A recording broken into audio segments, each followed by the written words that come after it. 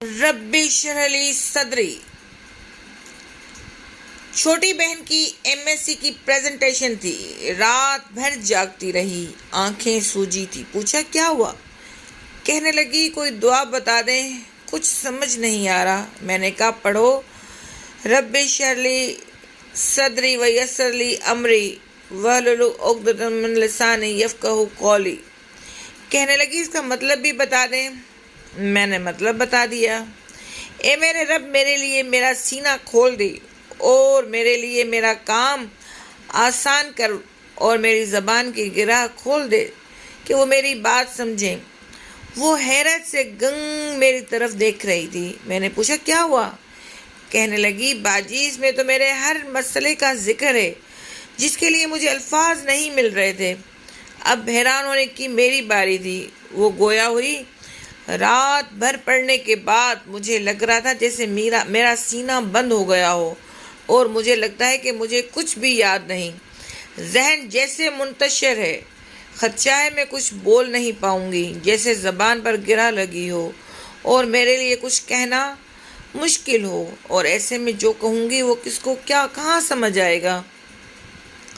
اللہ نے یہ صورت شاید میرے لیے ہی اتاری ہے، میری ساری کیفیت سمجھ کر مجھے مانگنا سکھایا ہے۔ کتنا مہربان ہے نا وہ رب۔ اب یہ بتائیں یہ آیت کب اور کس پس منظر میں اتری؟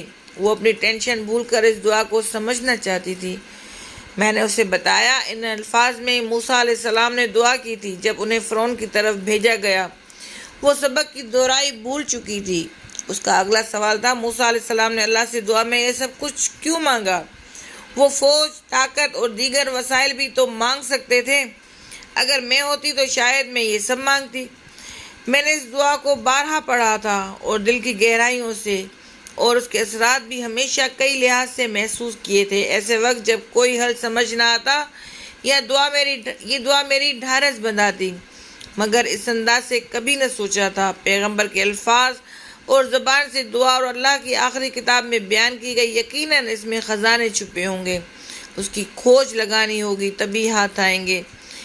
اس محنت اور کھوج میں تڑپ، وقت اور جستجو لگے، اس سے بڑی سعادت کیا ہو سکتی ہے؟ وہ یہ سوچ تھی جس سے تلاش شروع ہوئی، کیا حاصل ہوا؟ آپ بھی فائدہ اٹھائیے۔ کسی کام کی سب سے پہلی رکاوٹ اندر سے ہوتی ہے، دوسرے لفظوں میں سینہ بھج جاتا ہے۔ وہ نہ کھلے تو ایک قدم بھی آگے نہیں بڑھا جا سکتا۔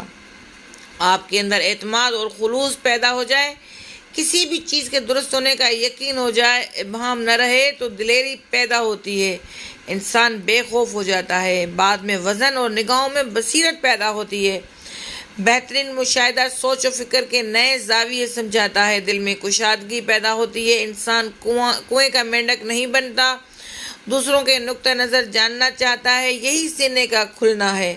یقیناً یہ کسی کامیابی کا بنیادی نقطہ ہے۔ اسی لیے رب کریم نے دعا کی ابتدا میں سکھایا کہ اس کی کشادگی کی دعا مانگو۔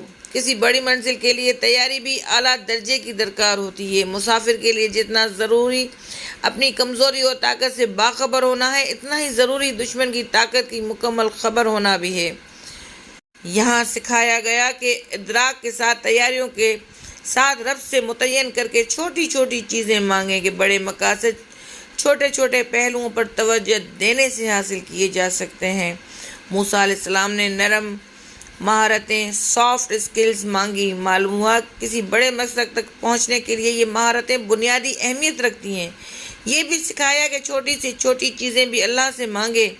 اللہ پسند کرتے ہیں کہ جوتی کا تسمہ تک اس سے مانگا جائے، اس میں شرمایا نہ جائے کہ اللہ کو اپنے بندے کا مانگنا اتنا پسند ہے کہ احادیث کے مطابق وہ رات کے پچھلے پہر آوازیں لگاتا ہے کہ کوئی ہے مانگنے والا کہ اسے عطا کروں۔ اللہ چاہتا ہے اسے بے دھڑک مانگیں، اس میں وہ کسی کا واسطہ نہیں چاہتا، اپنے بندے سے ڈائریکٹ تعلق چاہتا ہے۔ ایک بار باریک سی بات یہ بھی سمجھ میں آتی ہے کہ رب سے محبت کرنے والا بندہ دعاؤں اور التجاؤں کا وقت بڑھاتا ہے کہ اسے رب کا قرب مطلوب ہے۔ ایک بات یہاں اور سکھائی گئی کہ ہمیشہ اللہ سے آسانی مانگیں، آزمائشیں نہ مانگیں۔ آپ جو مانگیں گے اس کی جانب سے ملے گا۔ ایک نبی نے رب سے مانگنے میں کیا اہم سمجھا، وسائل میں ترجیح کسے دی؟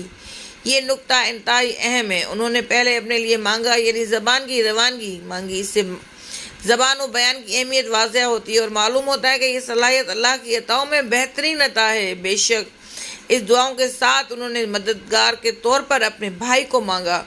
معلوم ہوا کامیابی اور ترقی کے لیے مادی وسائل سے زیادہ انسانی وسائل کی اہمیت ہے۔ انسانی وسائل اعلیٰ درجے کے ہوں تو مادی وسائل خود بخود حاصل ہو جاتے ہیں۔ انہوں نے اللہ سے بدلہ نہیں مانگا، یعنی دعوت کے راستے میں بے غرض ہونا اہم ہے۔ یہ دعوت کا کام خود غرضوں کے کام نہیں ہے، بلکہ بے لوث اور عظیم انسانوں کا کام ہے، انہی کا شیوا ہے۔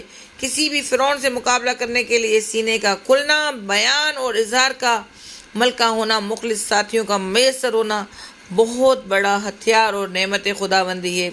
نرم مہارتوں، سافٹ اسکلز کا ہونا کسی بھی فوج اور مادی وسائل سے زیادہ اہم ہے۔ ایک ساتھی سے بات ہوئی، کہنے لگی بسا اوقات اچھا بولنے اور قائل کرنے کے لیے الفاظ اور دلائل کا انبار ہوتا ہے، لیکن سامنے والا سمجھنے کے لیے تیار نہیں، تو یہ دعا الفاظ میں وہ تاثیر عطا کرتی ہے کہ سامنے والا آپ کے مطع نظر سمجھ آ جاتا ہے۔ ایک اور پہلو، اس دعا کو ہم درس یا پریزنٹیشن دینے سے پہلے تو پڑھ لیتے ہیں، لیکن اپنی عام گھریلو روٹین میں بھول جاتے ہیں۔ اگر معمولات میں شامل کر لیں تو اللہ اپنی رحمت خاص سے ہمارے کام آسان فرما دیتے ہیں، جیسے کسی کے درمیان صلح کروانے کی کوشش کرتے وقت کسی بڑے کو کسی بات کا اچھا پہلو بتاتے ہوئے، اپنی کسی ساتھی، والدہ، ساس، بہو، شوہر، کسی بھی تعلق میں اپنا مسئلہ، اپنی کیفیت سمجھانے کے لیے، یا گھر کے کسی معاملے، کسی شادی بیاہ کی رسم کے خاتمے کے لیے اپنے کسی بچے یا چھوٹے بہن بھائیوں کو کوئی بات سمجھانے سے پہلے اس دعا کو اس پیرائے میں رکھ کر رب سے مانگیں تو انشاءاللہ ہمارے کاموں کو آسان فرما دیتے ہیں۔